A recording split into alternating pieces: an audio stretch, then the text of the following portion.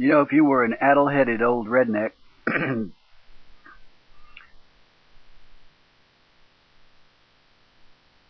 you might be confused by the behavior of CNN, which in 2001, in January of 2001, was right in there with the rest of the saber rattlers, uh, pointing the finger at Saddam Hussein, labeling him a threat and a menace.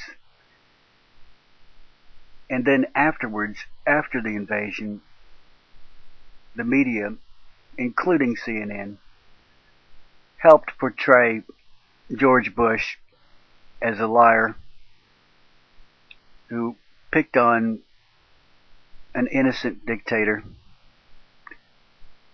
in an obscure Middle Eastern country that was minding his own business. The same way as Mahmoud Ahmadinejad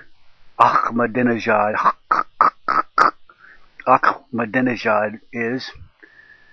Poor old Mahmoud simply wants to enrich uranium so that he can produce electricity for his people, because he loves his people.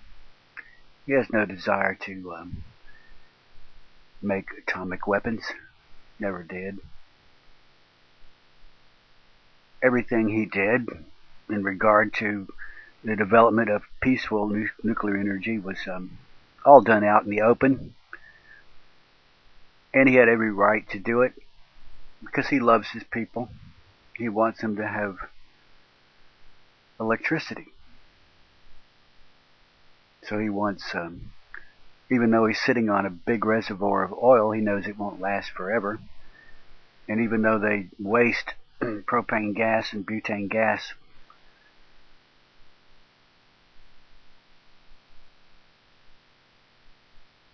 they know that this gas and this oil will run out eventually, and they'll need electricity, and so he wants to produce it using nuclear power plants. He doesn't want to make bombs. Unless I'm mistaken, he confessed that he has never hurt an ant in his life to this day. Maybe there are no ants in the Middle East. Maybe that's why.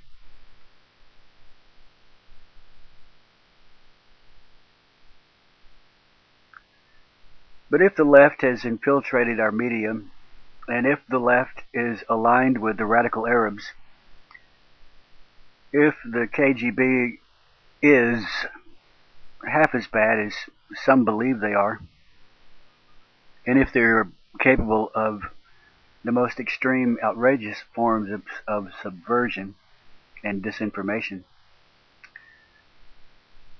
it is possible that Ted Turner's CNN might have wanted Iraq to be taken out, Saddam to be taken out, because the left is aligned with Iran, the biggest sponsor of terrorism ever, and the instigator of the continual hostilities between some Arabs and Israel and the West. That may have been their motive for backing the invasion of Iraq, which was the enemy of their partner, Iran. Therefore, they were in favor of having Saddam removed, but they're also in favor of having the Republican Party removed.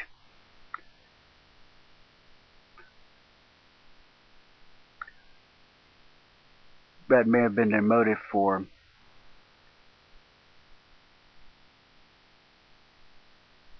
more or less accurately portraying the situation in Iraq at the beginning, and then totally distorting the facts afterward to make it look as though George Bush was a bumbling fool at best and an evil liar at worst. And this may have had something to do with Barack Obama being elected in the year 2008.